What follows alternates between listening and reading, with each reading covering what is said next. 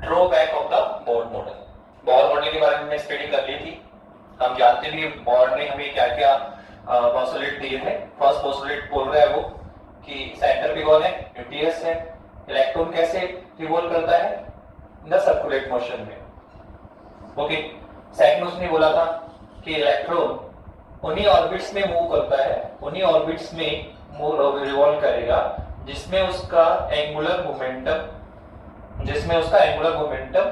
h upon 2 का n integral multiply हो।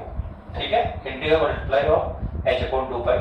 Third उसने ये भी कहा कि एवरी इलेक्ट्रॉन अपने एंगुलर मोमेंटम के अकॉर्डिंग, कोई फर्स्ट ऑर्बिट में है, कोई सेकंड ऑर्बिट में है, कोई थर्ड ऑर्बिट में है, तो एवरी इलेक्ट्रॉन एक फिक्स ऑर्बिट में रिवॉल्व करता है। एवरी इलेक्ट्रॉन एक फिक्स ऑर्बिट में रिवॉल्व करता है। ये जो फिक्स ऑर्बिट है वो उस इलेक्ट्रॉन का स्टेबल ऑर्बिट कहलाता है। क्या कहलाता है? स्टेबल ऑर्बिट कहलाता है। फिर बोर ने बताया कि इलेक्ट्रॉन जब स्टेबल ऑर्बिट में मूव करता है तो उस समय कोई भी एनर्जी एमिट नहीं करता, साथ ही कोई भी एनर्जी एब्जॉर्ब भी नहीं करता। तो हमने शॉर्ट वेव दिया और भी इसने बताया, लेकिन बता दिया मोटे तौर पे, ये हमने बोर को हमने स्टडी किया था। फिलहाल जो हमारा मेन पॉइंट है वो है क्या, drawback of the Bohr model. जो बोर ने एटम को लेके जो मॉडल हमें दिया उसमें भी कुछ ड्रॉबैक थे, कुछ कमियां थी जो हमें विजिबल हुई। तो सबसे पहला जो स्टेटमेंट ड्रॉबैक के रूप में था बोर का, वो ये था कि बोर ने जो भी हमें एटम का मॉडल दिया, बोर ने एटम का मॉडल जो भी हमें रिप्रेजेंट किया, जो भी उसके पोस्टुलेट थे, ठीक है, कि सर्कुलेट मोशन हो रहा है, सेकंड, ठीक है, स्टेबल ऑर्बिट में मूव कर रहा है, उस समय कोई एनर्जी एमिट नहीं करेगा, एब्जॉर्ब नहीं करेगा। तो जितने भी पोस्टुलेट थे इसमें क्या देखा गया कि ऐसे एटम जिसमें सिंगल इलेक्ट्रॉन होता है, जिसमें क्या होता है, सिंगल इलेक्ट्रॉन है, ऐसे एटम जिसमें क्या है, सिंगल इलेक्ट्रॉन होता है, ऐसे एटम ही बोर के या बोर मॉडल की पूरी तरह अनुपालना करते हैं, पूरी तरह फॉलो करते हैं। ऐसे एटम जिनमें नंबर ऑफ इलेक्ट्रॉन 1 से ज्यादा है, ठीक है, ऐसे एटम बोर मॉडल को पूरी तरह फॉलो नहीं करते। फॉर एग्जांपल अगर हम बात किसी करें हाइड्रोजन एटम की बात करें, तो हाइड्रोजन एटम अगर हम लेंगे तो हाइड्रोजन एटम में हम जानते हैं एक ही इलेक्ट्रॉन होता है। तो हाइड्रोजन एटम पर जब बोर मॉडल को अप्लाई किया गया तो हाइड्रोजन एटम बोर मॉडल को पूरी तरह फॉलो करता है। इसके जितने भी पोस्टुलेट है, जो भी बोर के रिजल्ट्स हैं, वो 100% हाइड्रोजन एटम फॉलो करता है। लेकिन आप ऐसे एटम लो जिसमें नंबर ऑफ इलेक्ट्रॉन 1 से ज्यादा है, फॉर एग्जांपल हीलियम है, लिथियम है, ठीक है, बोरॉन, बेरिलियम, इनमें हम जब गए तो हमने क्या देखा कि ये जो एटम है वो बोर मॉडल की पूरी तरह पालना नहीं करते हैं, 100% इसको फॉलो नहीं करते हैं। तो इसका फर्स्ट ड्रॉबैक था कि बोर मॉडल केवल वो ऐसे एटम ही फॉलो कर पाए जिनमें सिंगल इलेक्ट्रॉन होता है। एग्जांपल के तौर पे हाइड्रोजन और hydrogen like atom. Sir like atom का क्या अर्थ है? जैसे हम कहें हीलियम की बात करो, सर हीलियम के पास कितने इलेक्ट्रॉन होते हैं? सर 2। सर 2He4 होता है, तो कितने इलेक्ट्रॉन इसके पास में? सर 2 है। लेकिन अगर हाइड्रोजन एक इलेक्ट्रॉन ड्रॉप कर दे, तो अब हमारे पास में क्या आएगा? He+1 आएगा। तो ये जो एटम होगा सर, वो इसके पास केवल एक ही इलेक्ट्रॉन है, तो ये जो एटम होगा वो बोर मॉडल को पूरी तरह फॉलो करेगा। ऐसे ही हम बात करें, सर लिथियम की बात कर लूं, सर लिथियम के पास 3 इलेक्ट्रॉन्स होते हैं, तो अगर लिथियम भी क्या करे, 2 इलेक्ट्रॉन ड्रॉप कर दे, तो हमें क्या गेन होने वाला है? लिथियम +2। तो सर लिथियम +2 भी कौन है? सर इसमें भी एक ही इलेक्ट्रॉन है। तो सर ये भी क्या देखा गया कि सर लिथियम +2 भी बोर मॉडल को पूरी तरह फॉलो करता है। तो ये सबसे पहला ड्रॉबैक था बोर का कि बोर ने जो भी पोस्टुलेट दिए, जो भी मॉडल हमें रिप्रेजेंट किया, उस मॉडल को केवल और केवल सिंगल इलेक्ट्रॉन वाले एटम ही स्पेशली फॉलो करते हैं। जो अदर्स एटम थे वो 100% फॉलो नहीं कर पाते हैं। तो ये बोर मॉडल की फर्स्ट ड्रॉबैक था, पहला ड्रॉबैक था। ओके, नाउ अब हम बात कर रहे हैं सर सेकंड ड्रॉबैक क्या है। तो देखो हमें बोर ने क्या बताया कि इलेक्ट्रॉन उन्हीं ऑर्बिट्स में मूव करता है, इलेक्ट्रॉन उन्हीं ऑर्बिट्स में मूव करता है जहां उसका एंगुलर मोमेंटम कितना होना चाहिए सर, h/2 पाई का n मल्टीप्लाई होना चाहिए। ये हमें बोर ने बताया सेकंड पॉसिबिलिटी कि इलेक्ट्रॉन उन्हीं ऑर्बिट्स में मूव करता है जिसमें उसका एंगुलर मोमेंटम h/2 पाई का n मल्टीप्लाई होता है। फॉर एग्जांपल अगर h/2 पाई का 1 मल्टीप्लाई है तो इलेक्ट्रॉन फर्स्ट ऑर्बिट में, 2 मल्टीप्लाई है तो सेकंड ऑर्बिट में। तो बोर ने जो हमें बताया कि इलेक्ट्रॉन उन्हीं ऑर्बिट्स में मूव करता है जिसमें उसका एंगुलर मोमेंटम h/2 पाई का n मल्टीप्लाई है, ऐसा क्यों? बोर इसका कोई स्पष्टीकरण नहीं दे पाया। जो बोर बोल रहा है वो तो ट्रू है, सही है कि भाई इलेक्ट्रॉन हर एवरी ऑर्बिट में मूव नहीं कर रहा, वो एक फिक्स ऑर्बिट है, आपके फिक्स ऑर्बिट में ही रिवॉल्व कर पा रहे हैं। पर ऐसा क्यों है बोर, ऐसा क्यों है इलेक्ट्रॉन अन्य ऑर्बिट्स में मूव क्यों नहीं कर पा रहा, केवल कुछ फिक्स ऑर्बिट ही क्यों है, अदर ऑर्बिट पॉसिबल क्यों नहीं है? तो बोर के पास में इसका कोई स्पष्टीकरण नहीं था। अर्थात बोर किसको नहीं समझा पाया, इलेक्ट्रॉन उन्हीं ऑर्बिट्स में चक्कर लगाते हैं जिसमें उसका एंगुलर मोमेंटम h/2 पाई का n मल्टीप्लाई होता है, ऐसा क्यों? बोर इसका कोई स्पष्टीकरण, कोई एक्सप्लेनेशन हमें नहीं दे पाया। तो ये भी बोर मॉडल का एक क्या था, ड्रॉबैक था। थर्ड क्या था सर, बोर ने बताया कि जब इलेक्ट्रॉन अपने स्टेबल ऑर्बिट में मूव करता है, sir stable orbit, sir angular momentum के बेस पे एवरी इलेक्ट्रॉन एक फिक्स ऑर्बिट में मूव करता है, वह ऑर्बिट क्या कहलाता है, उसका स्टेबल ऑर्बिट कहलाता है। तो फोर्थ पॉसिबिलिटी में क्या बोला था उसने हमें कि इलेक्ट्रॉन जब अपने स्टेबल ऑर्बिट में मूव करता है, इलेक्ट्रॉन जब अपने स्टेबल ऑर्बिट में मूव करता है तो स्टेबल ऑर्बिट में मूव करते समय ना तो वो कोई एनर्जी का एमिट करेगा, कोई भी एनर्जी एमिट नहीं कर सकता, नहीं करता है, और ना ही एनर्जी का एब्जॉर्ब करता है, ना ही एनर्जी का एब्जॉर्ब कर रहा है। बोर नहीं बताया, और जो बोर कह रहा है वो सही भी है कि स्टेबल ऑर्बिट में इलेक्ट्रॉन जब रिवॉल्व करता है तो वो कोई भी एनर्जी एमिट या कोई भी एनर्जी एब्जॉर्ब नहीं करता। पर ऐसा क्यों, स्टेबल ऑर्बिट में इलेक्ट्रॉन एनर्जी एब्जॉर्ब क्यों नहीं कर सकता, एमिट क्यों नहीं कर सकता? ठीक है, तो इसका भी बोर के पास में कोई स्पष्टीकरण नहीं था, कोई एक्सप्लेनेशन नहीं था। तो ये इसकी थर्ड ड्रॉबैक था बोर मॉडल का कि स्टेबल ऑर्बिट में इलेक्ट्रॉन कोई एनर्जी एमिट या एब्जॉर्प्शन नहीं करता है, ऐसा क्यों? बोर के पास में इसका कोई एक्सप्लेनेशन नहीं था। तो ये भी बोर का क्या था, एक ड्रॉबैक था। ये भी क्या था, बोर का एक ड्रॉबैक था। इसके बाद में बोर ने और क्या ड्रॉबैक सर्च कर सकते हैं हम लोग। नाउ फोर्थ की बात करिए, यहां बात करना चाह रहे हैं कि एक हमने देखा कि जो बोर का जो बोर मॉडल था उसमें हमने हाइड्रोजन एटम लिया, उसका स्पेक्ट्रम हमने बनाया, और इस स्पेक्ट्रम में हमने देखा कि हमें बहुत सारी सीरीज प्राप्त हुई, लाइमान, बामन, पास्चन, स्पेक्ट्रम की रेखाएं हमने देखी। तो हम क्या देखा हमने स्पेक्ट्रम की ड्यूरेशन में कि अगर हम लोग कोई एक स्पेक्ट्रमी लाइन है उस पर इलेक्ट्रिकल फील्ड अप्लाई करें, क्या अप्लाई करें, इलेक्ट्रिकल फील्ड अप्लाई करें, तो हमें क्या देखने को मिला कि ये जो स्पेक्ट्रमी लाइन है वो अनेक स्पेक्ट्रमी लाइंस में डिवाइड हो गई। क्या देखा, एक स्पेक्ट्रमी लाइन अनेक स्पेक्ट्रमी लाइन में डिवाइड हो जाती है। ये कब होता है वह, जब हम स्पेक्ट्रमी लाइन पर क्या अप्लाई कर दें, इलेक्ट्रिकल फील्ड। जब हमने स्पेक्ट्रम लाइन पे इलेक्ट्रिकल फील्ड अप्लाई किया तो क्या देखा कि एक स्पेक्ट्रमी लाइन अनेक स्पेक्ट्रमी लाइन में डिवाइड हो जाती है। ये जो घटना है उसको स्ट्रोक प्रभाव कहा गया,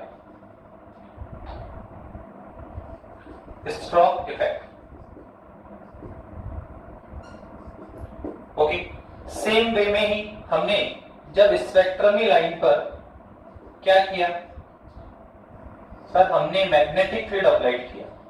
तो जब मैग्नेटिक फील्ड अप्लाई किया तो वहां पर भी क्या देखने को मिला कि जो एक स्पेक्ट्रमी लाइन है वो अनेक स्पेक्ट्रमी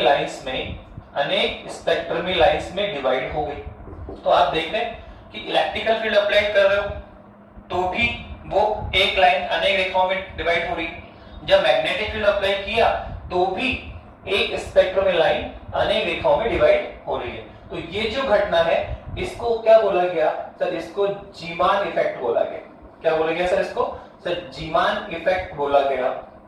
तो ऐसा क्यों हो रहा है? एक इलेक्ट्रिकल फील्ड और मैग्नेटिक फील्ड की वर्जेंस में एक स्पेक्ट्रम लाइन अनेक रेखाओं में डिवाइड क्यों हो जाती है, इसके बारे में बोर के पास कोई स्पष्टीकरण नहीं था। बोर हमें ये एक्सप्लेन नहीं कर पाया, बता नहीं पाया कि ऐसा क्यों हो रहा है, एक लाइन अनेक लाइंस में डिवाइड क्यों हो जाती है मैग्नेटिक और इलेक्ट्रिकल फील्ड की प्रेजेंस में। इसका मतलब क्या हुआ कि बोर किसको नहीं समझा पाया? बोर स्ट्रोक और जीमान इफेक्ट दोनों को ही एक्सप्लेन नहीं कर पाया था। इसके बाद में next drawback of Bohr model क्या है? बोर में हमने देखा कि जो स्पेक्ट्रमी लाइन हमें मिल रही है, आप देखो स्पेक्ट्रम में हमें लाइमन सीरीज, लाइमन में फर्स्ट स्पेक्ट्रमी लाइन, सेकंड स्पेक्ट्रमी लाइन, थर्ड स्पेक्ट्रमी लाइन, और हमने एवरेज स्पेक्ट्रमी लाइन का वेवलेंथ भी निकाला। ठीक है, तो हमें स्पेक्ट्रम में क्या देखने को मिल रहा है कि जो स्पेक्ट्रमी लाइंस मिलती है उनकी अगर हम इंटेंसिटी की बात करें, क्या बात करें? इंटेंसिटी की बात करें, इंटेंसिटी ऑफ द स्पेक्ट्रमी लाइन, फर्स्ट स्पेक्ट्रमी लाइन की इंटेंसिटी, सेकंड की इंटेंसिटी। ठीक है, तो हमने क्या देखा कि जो स्पेक्ट्रमी लाइन है उनकी इंटेंसिटी में वेरिएशन देखने को मिला। क्या देखने को मिला? जो स्पेक्ट्रमी लाइन है उनकी जो इंटेंसिटी है उसमें वेरिएशन देखने को मिला। किसी की इंटेंसिटी ज्यादा है, किसी की इंटेंसिटी कम है, इंटेंसिटी या तो इंक्रीज हो रही है या डिक्रीज हो रही है। तो ये जो वेरिएशन ऑफ इंटेंसिटी, स्पेक्ट्रमी लाइन की जो इंटेंसिटी में जो वेरिएशन विजिबल हुआ, इसके बारे में भी बोर हमें कोई भी स्पष्टीकरण नहीं दे पाया कि भाई स्पेक्ट्रमी लाइन का जो इंटेंसिटी वेरिएशन है वो क्यों हो रहा है, इंटेंसिटी वेरिएशन हो रहा है तो क्यों हो रहा है, इसके पास बारे में भी बोर ने हमें कोई एक्सप्लेनेशन नहीं दिया। तो ये भी बोर मॉडल की एक ड्रॉबैक था, बोर मॉडल का एक ड्रॉबैक था कि ये इंटेंसिटी वेरिएशन के बारे में कोई भी एक्सप्लेनेशन नहीं दे पाया था। तो ये भी इसका एक ड्रॉबैक था। नाउ नेक्स्ट सर, इसके बाद में आप देखो कि हमने कहा कि सर हमें स्पेक्ट्रम मिल रहा है। ठीक है, हाइड्रोजन में एटम में हमने स्पेक्ट्रम गेन किया, लाइन स्पेक्ट्रम मिलता है।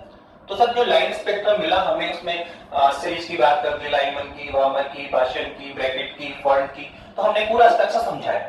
ठीक है, लेकिन अगर उसी स्पेक्ट्रम को हम अगर डेप्थ तक विजिबल करें, थोड़ा सा डेप्थ तक विजिबल करें, तो क्या देखने को मिला कि सर ये जो स्पेक्ट्रम मिल रहा है हमें, लाइमन सीरीज मिल रही है सर। ठीक है, तो ये जो लाइमन सीरीज मिलती है, तो सर इसमें जो स्पेक्ट्रमी रेखाएं हम बात करें, लाइमन की फर्स्ट, लाइमन की सेकंड, लाइमन की थर्ड स्पेक्ट्रमी लाइन, तो जब हमने इसको डेप्थ तक देखा तो हमें स्पेक्ट्रमी लाइन में भी हमें और सूक्ष्म स्पेक्ट्रमी लाइन, माइक्रो स्पेक्ट्रमी लाइन और विजिबल हुई, और हम इन स्पेक्ट्रमी लाइन के अलावा भी हमें कुछ स्पेक्ट्रमी, ठीक है, माइक्रो स्पेक्ट्रमी लाइन और विजिबल होती है। तो इसका भी बोर के पास में कोई स्पष्टीकरण नहीं था, या इनके बारे में बोर ने कोई बात नहीं की।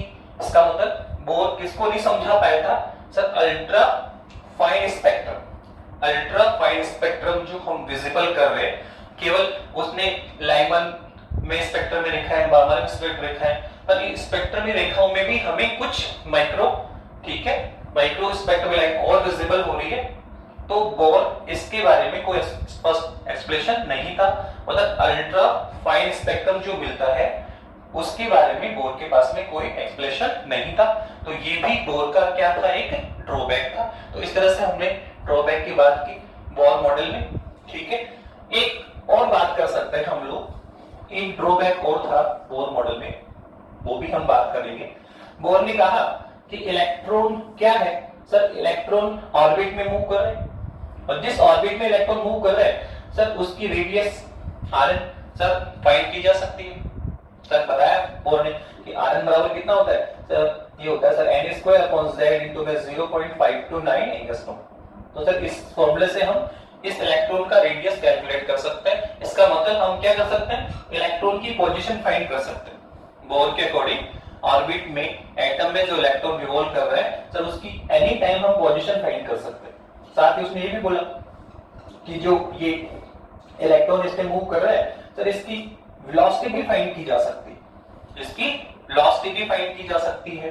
सर बताया था आपने, क्या था सर? z/n into में 2 2.18 into 10⁶ मीटर प्रति सेकंड। तो सर यहां से हम पोजीशन फाइंड कर लेंगे इलेक्ट्रॉन की, और सर यहां से क्या मिलेगा, सर हमें यहां से वेलोसिटी मिल जाएगी। और आप बताइए, अगर हमने वेलोसिटी फाइंड कर ली है, यदि हमने वेलोसिटी फाइंड कर ली है, तो आप देखो इलेक्ट्रॉन का जो लाइनर मोमेंट है, ठीक है, मास इनटू वेलोसिटी, वो भी कैलकुलेट किया जा सकता है, वो भी कैलकुलेट किया जा सकता है। आपने वेलोसिटी तो फाइंड कर ही रखी है, इलेक्ट्रॉन जो है उसका मास ऑलरेडी हम जानते हैं, नोन है, तो मास इनटू वेलोसिटी करके हम क्या कैलकुलेट कर सकते हैं, इलेक्ट्रॉन के लिए मोमेंटम, लाइनर मोमेंटम भी कैलकुलेट किया जा सकता है। तो इस बेस पे बोर क्या बोलना चाह रहा है, बोर ने कहा इसके अकॉर्डिंग हम ये कह सकते हैं कि बोर मॉडल के अकॉर्डिंग हम ऑर्बिट में मूव करते समय इलेक्ट्रॉन की पोजीशन और उसका मोमेंटम एक साथ कैलकुलेट कर पा रहे हैं, एक साथ कैलकुलेट कर पा रहे हैं, एक साथ हम शुद्धता से इनका मापन कर पा रहे हैं, जबकि ऐसा संभव नहीं है।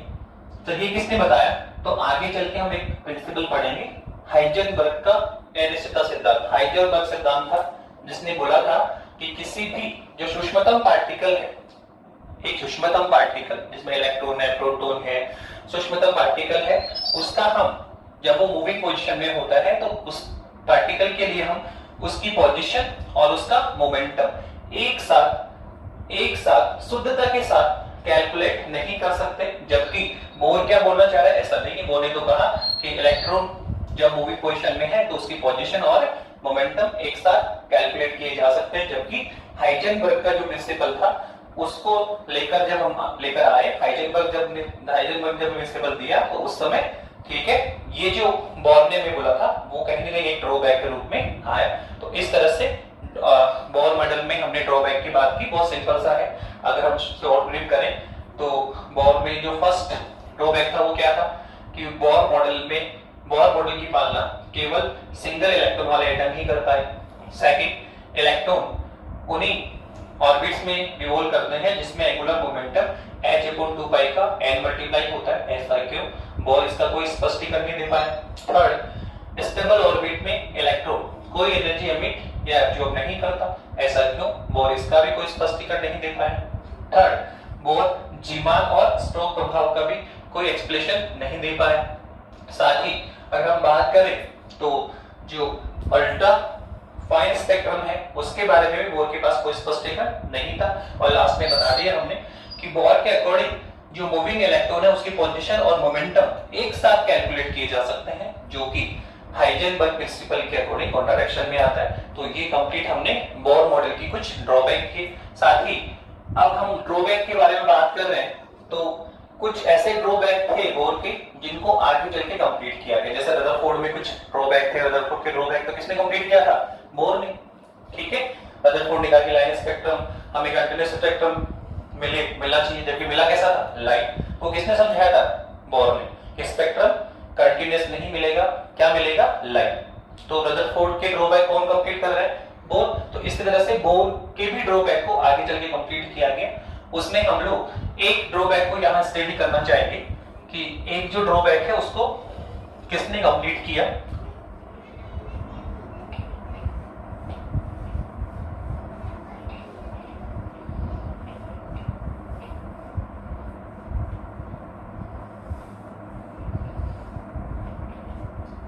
ओके, देखिए क्या है,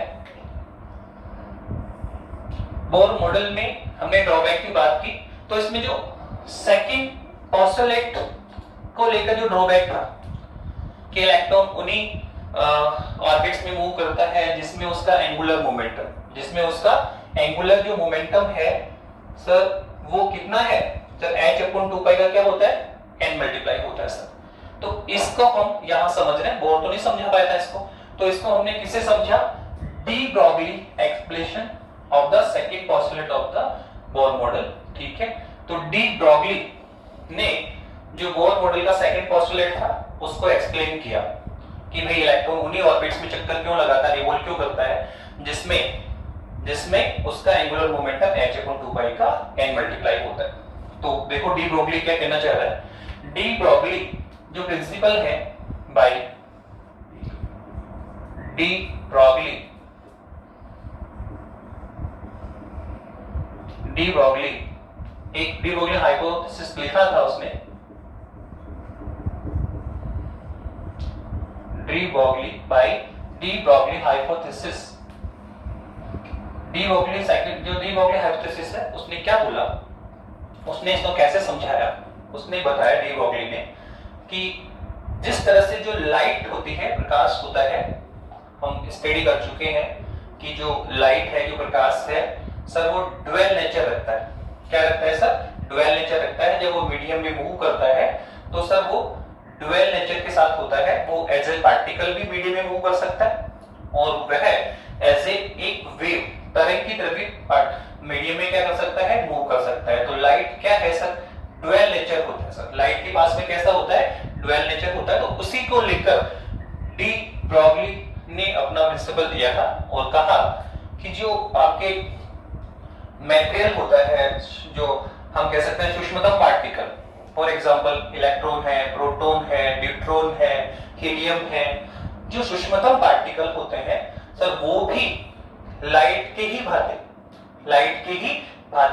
ड्वेल नेचर रखते हैं। जो आपका इलेक्ट्रॉन है सर, वो क्या रखता है सर? वो ड्यूल नेचर रखता है। क्या रखता है सर? वो ड्यूल नेचर रखता है, ड्वेल नेचर का होता है। इलेक्ट्रॉन के पास में भी जब इलेक्ट्रॉन मूव करता है तो वो ड्वेल नेचर के साथ मूव करता है। उसके पास में दो नेचर होते हैं। फर्स्ट नेचर हम बोलेंगे तो एक तो पार्टिकल नेचर। क्या है सर? एक तो पार्टिकल नेचर होता है सर, पार्टिकल नेचर, ठीक है। और सेकंड क्या है सर? Wave nature. तो ये किसने बोला? डी ब्रॉगली ने, कि जिस तरह से लाइट ड्वेल नेचर रखती है, वैसे ही जो सूक्ष्मतम पार्टिकल है, इलेक्ट्रॉन है, प्रोटॉन है सर, ये भी ड्वेल नेचर रखते हैं। अर्थात जब ये मूविंग पोजीशन में होते हैं, जब ये ऑर्बिट में मूव